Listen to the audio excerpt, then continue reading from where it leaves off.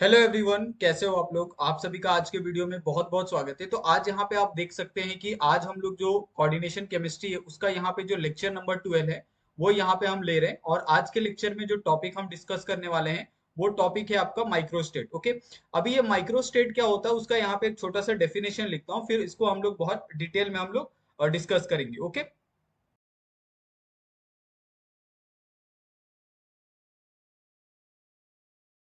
अभी यहाँ पे आप देखो कि यहाँ पे मैंने एक सिंपल सा डेफिनेशन लिखा है माइक्रोस्टेट का।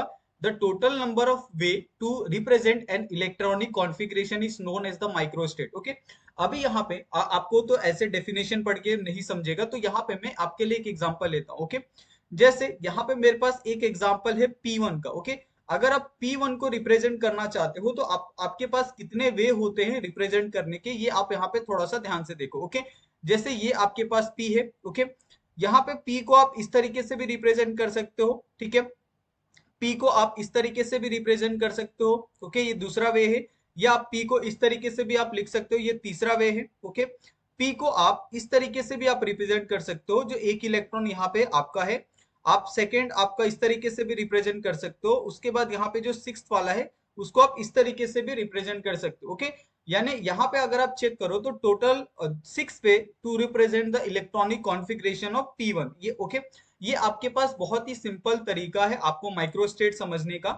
Microstate is the represent an electronic configuration. Okay, यानी how many way to represent the electronic configuration is known as the microstate. Okay, आप जितने ज्यादा तरीकों से माइक्रोस्टेट यानी इलेक्ट्रॉनिक कॉन्फ़िगरेशन को आप रिप्रेजेंट कर सकते हो, उस रिप्रेजेंटेशन को ही हम लोग माइक्रोस्टेट कहते हैं। ओके, तो इसका एक नॉर्मल एक फॉर्मूला भी आपके पास है कि आप माइक्रोस्टेट को यहाँ पे आप डिफाइन भी कर सकते हो, निकाल भी सकते हो। तो उसका यहाँ पे आप फॉर्मूला है जो आप क्या कर सकते हो, यहाँ पे आप लिख सकते हो। ओके, ये आपके लिए एक फॉर्मूला यहाँ पे मैं लिख देता हूँ। ओके,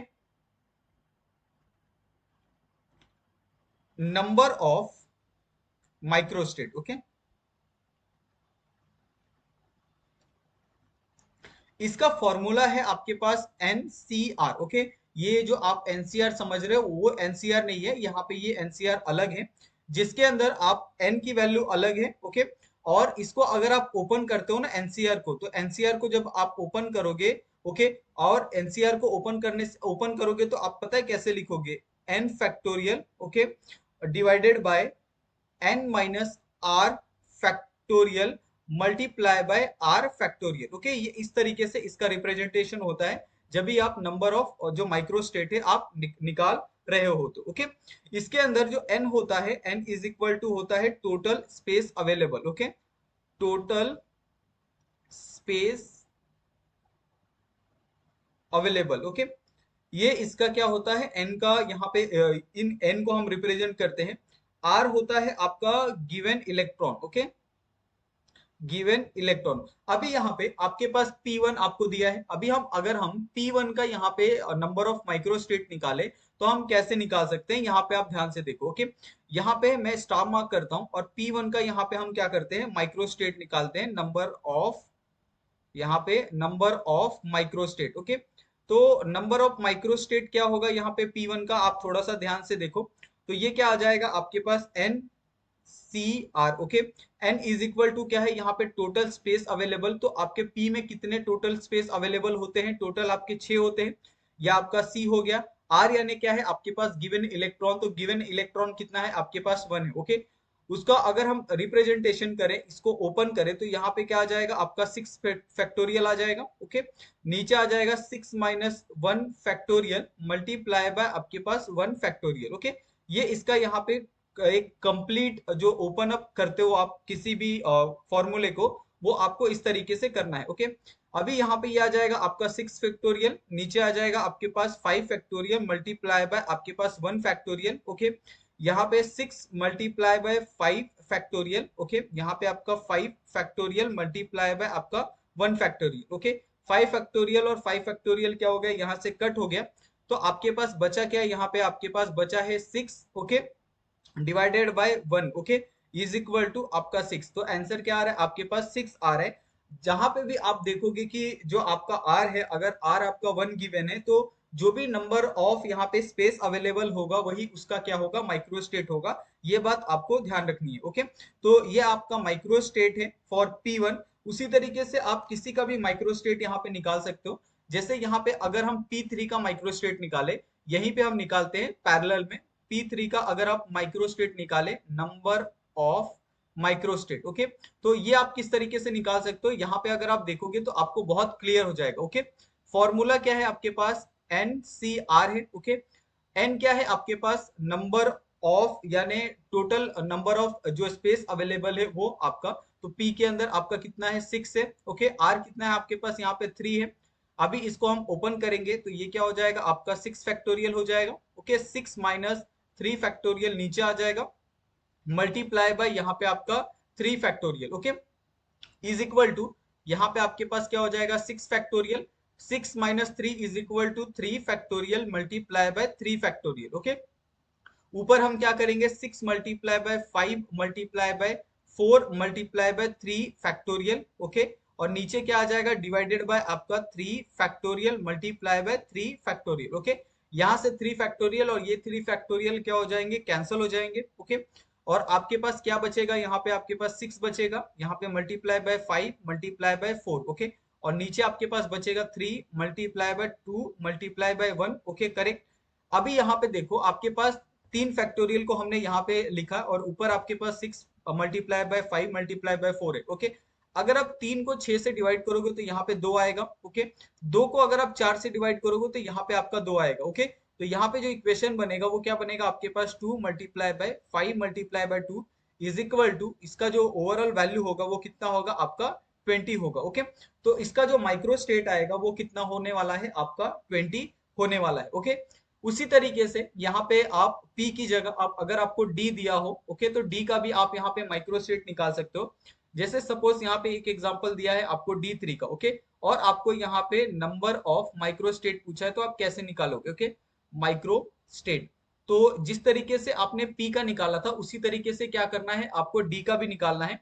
यहाँ पे आप सबसे पहले नंबर ऑफ माइक्रो स्टेट का फॉर्मूला लिखोगे आप NCR। ओके, यहाँ पे n की वैल्यू कितनी है, टोटल स्पेस अवेलेबल कितना होता है आपका d के अंदर, तो 10 होता है। ओके, यहाँ पे आपका c, यहाँ पे आपका 3 हो गया, इज इक्वल टू ये क्या आ जाएगा आपका 10 फैक्टोरियल आ जाएगा। ओके, नीचे आ जाएगा आपके पास 10 माइनस 3 फैक्टोरियल मल्टीप्लाई बाय आपका 3 फैक्टोरियल। ओके, यहाँ पे क्या बचेगा आपके पास 10 फैक्टोरियल डिवाइडेड बाय आपका 7 फैक्टोरियल मल्टीप्लाई बाय आपका 3 फैक्टोरियल इज इक्वल टू यहाँ पे आपके पास 10 multiply by 9 multiply by 8 multiply by 7 factorial.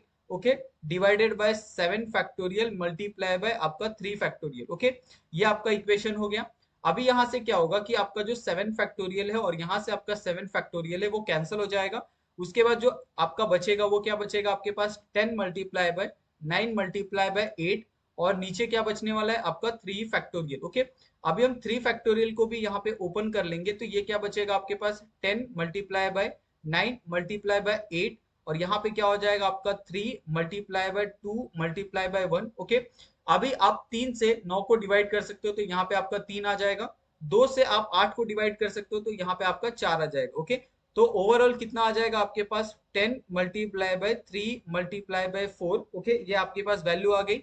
और अगर आप इस वैल्यू को अगर आप सॉल्व करोगे तो आपको जो यहाँ पे नंबर ऑफ माइक्रो स्टेट मिलने वाले हैं, ओके, वो कितने मिलने वाले हैं, यहाँ पे आपको 120 यहाँ पे मिलने वाले हैं। ओके, तो इस तरीके से आप डी का भी यहाँ पे कर सकते हो। अगर आपको यहाँ पे सपोज एक और एग्जांपल देता हूं मैं, ये एग्जांपल है आपका D1 का। ओके, और आपको यहाँ पे नंबर ऑफ माइक्रो स्टेट पूछा है तो आप कैसे निकालोगे for D1। Okay, micro state, तो हमने एक बात कही थी कि जहां पे भी आपको यहाँ पे नंबर ऑफ माइक्रो स्टेट पूछा जाए तो जहां पे आपका ये 10 हो जाएगा, 10C, यहाँ पे आपका 1 हो जाएगा। ओके, और जहां जहां पे आपको जो नंबर ऑफ इलेक्ट्रॉन अगर आपको 1 दिया हो तो जो नंबर ऑफ स्पेस अवेलेबल होता है सेम आपका नंबर ऑफ क्या आता है आपका माइक्रो स्टेट आता है।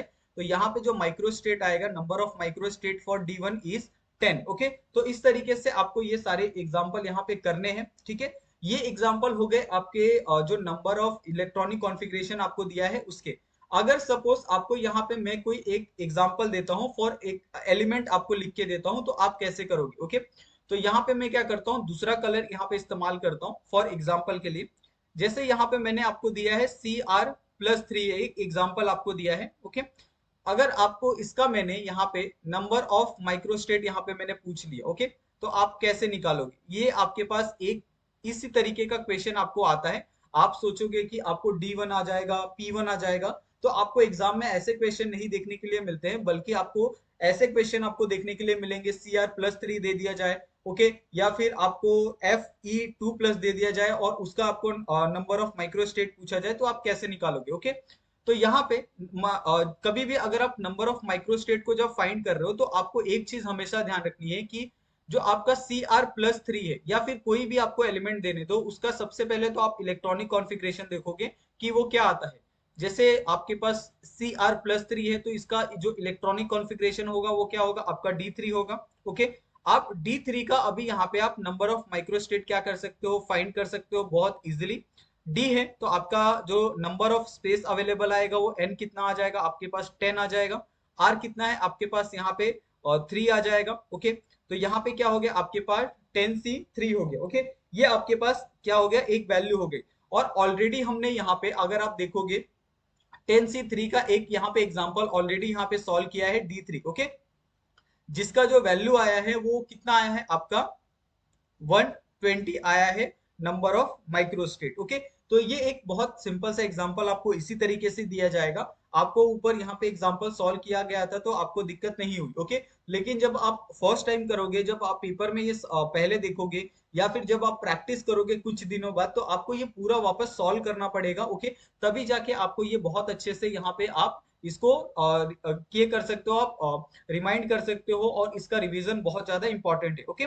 यहाँ पे एक और जो बहुत इंपॉर्टेंट चीज है वो यहाँ पे मैं लिखता हूँ। जैसे सपोज आपको पूछा जाए, यहाँ पे आपको पूछा जाए S1 और P1 दोनों आपको साथ में दिया जाए, और यहाँ पे अगर आपको पूछा जाए नंबर ऑफ माइक्रोस्टेट, तो आप कैसे निकालोगे? ओके, ये दोनों आपको साथ में दिया है, ओके, ये दोनों अलग अलग नहीं है। आपको S1 और P1 दोनों साथ में है, यानी दोनों क्या है? मल्टीप्लीकेशन में है। तो ऐसे कंडीशन में जब आप माइक्रोस्टेट निकालते हो तो आपको क्या करना है? इसका एक बेसिक सा फॉर्मूला याद रखना है। सबसे पहले आप जो माइक्रोस्टेट निकालोगे वो किसका निकालोगे? Number of microstate, number of microstate for S1, okay. तो सबसे पहले आप S1 का निकालोगे, उसके बाद इसी के अंदर आप मल्टीप्लाई कर दोगे, वो क्या होगा आपका? Number of microstate